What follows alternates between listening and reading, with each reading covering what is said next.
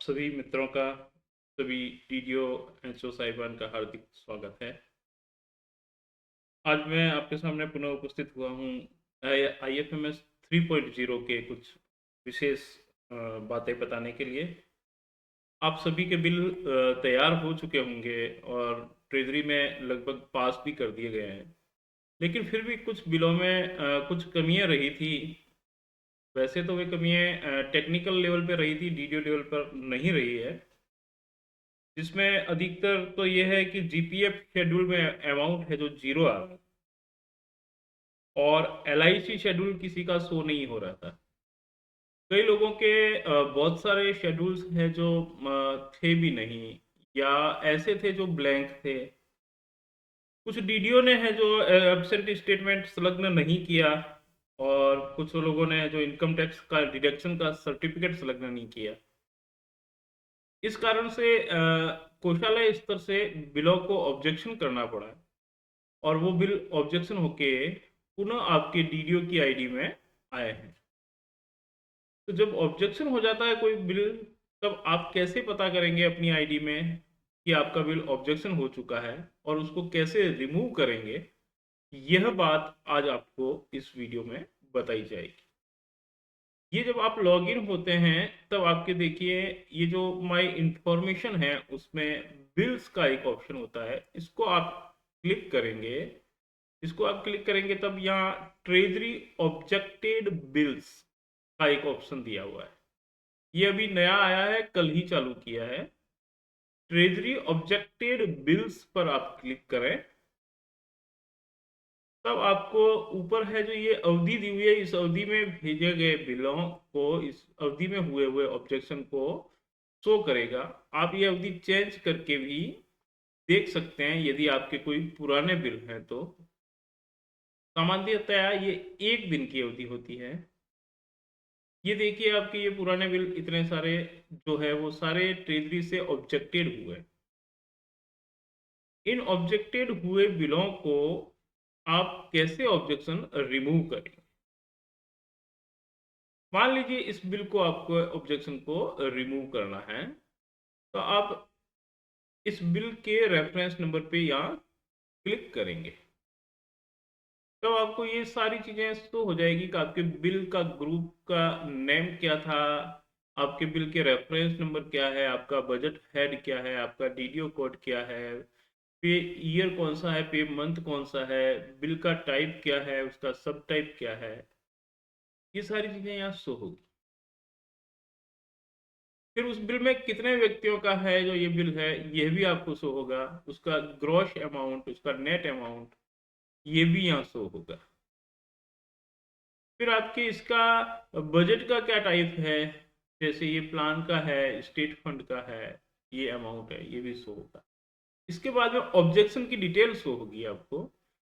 आपको ऑब्जेक्शन की डिटेल में है जो, अगर जैसे मान लीजिए ऑब्जेक्शन की डिटेल में लिखा होगा कि इनकम टैक्स का शेड्यूल, इनकम टैक्स का सर्टिफिकेट अटैच नहीं है, शेड्यूल है जो कोई उसमें प्रॉब्लम है, तो आप शेड्यूल में अगर कोई प्रॉब्लम का बता रहे हैं तो यहाँ आप नीचे देखिए, आप शेड्यूल में एक बार चेक कर लीजिए कि आपके शेड्यूल में कोई प्रॉब्लम वास्तव में है तो नहीं।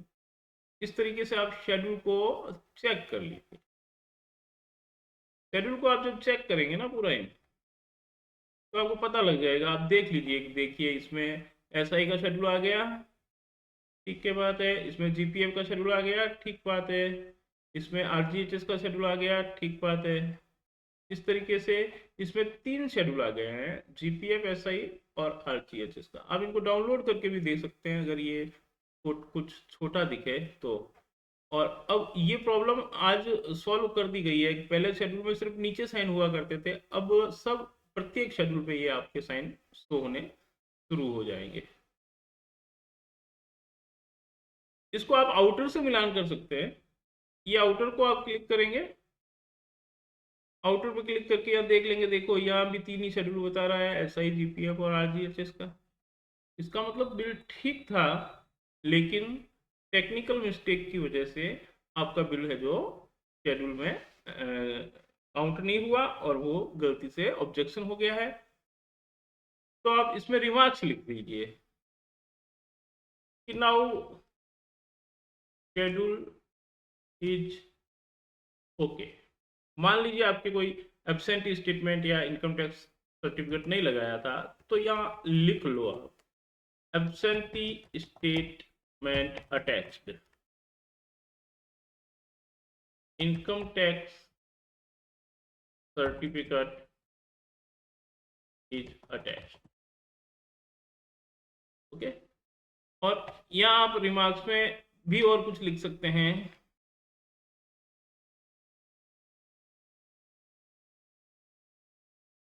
प्लीज फाइंड अटैचमेंट, और आप दोबारा भी इसको है जो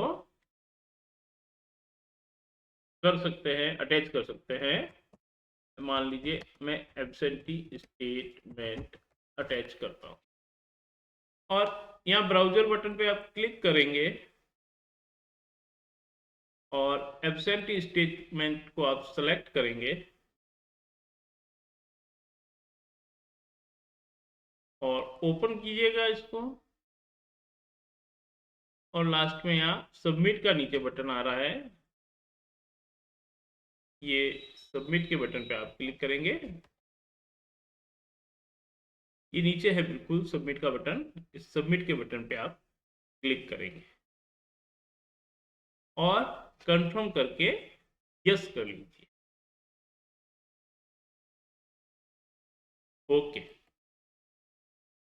अब आपका ये बिल ऑब्जेक्शन रिमूव होके पुनः है जो आगे ट्रेजरी को भिजवा दिया गया। आप बिल स्टेटस चेक कर सकते हैं, ये बिल आपका आ गया और ये पेंडिंग है अब ट्रेजरी लेवल पर, यानी कि पुनः है जो आपका ट्रेजरी में चला गया। आप ये इस तरीके से चेक कर सकते हैं। इसके बाद आप ट्रेजरी वालों को सूचना देते हैं कि हमारे ये रेफरेंस नंबर के बिल ऑब्जेक्शन हुए थे, कृपया इन्हें पास करवा दें, ताकि वो ट्रेजरी वाले आपका बिल समय पर पारित कर लेंगे। धन्यवाद साथियों, ऑब्जेक्शन रिमूव करने का ये वीडियो आपको अच्छा लगा होगा। मैं उम्मीद करता हूँ कि आप इसी तरीके से लाभान्वित होते रहें। आपके कोई सवाल हों या कोई समस्या हो तो आप कमेंट में लिख सकते हैं, मैं रेगुलर उन्हें देख रहा हूँ, अपना पूरा प्रयास कर रहा हूँ कि आपकी हर समस्या का निवारण समय पर किया जा सके।